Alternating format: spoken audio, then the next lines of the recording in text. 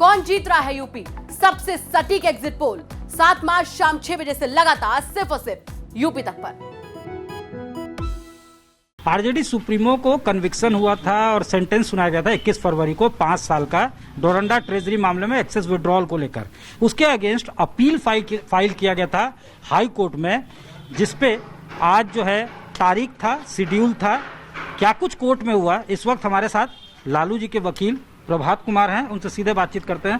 प्रभात जी, क्या क्या आज हुआ और अगर इसको हम लोग समझना चाहें। हम लोग पिछले हफ्ते में फाइल किया जब लोअर कोर्ट की जजमेंट की कॉपी मिली और उसमें करीब 70-80 पन्ना जो था लोअर कोर्ट का जजमेंट हम लोग जो फ्री कॉपी दी गई थी, उस साफ कॉपी नहीं था तो उसका टाइप कॉपी मांगा गया था स्टाम्प रिपोर्टर से। तो वो सब हम लोग जो भी डिफेक्ट था उसको रिमूव कर दिए थे और ऑफिस नोट उसमें नहीं आया था कि डिफेक्ट रिमूव है या नहीं है।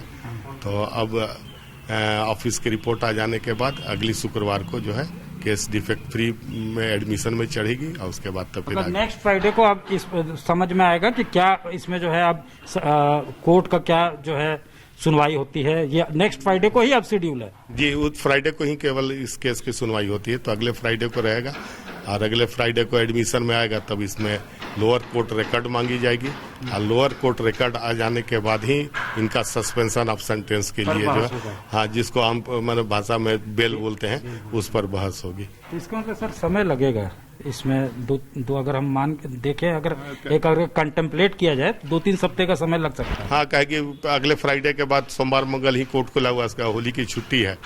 तो उसके बाद फ्राइडे जो है 25 मार्च आता है, 25 मार्च या उसके बाद वाले फ्राइडे को बहस होगी, फाइनल बहस होगी। ठीक है सर, धन्यवाद हमसे बात करने का।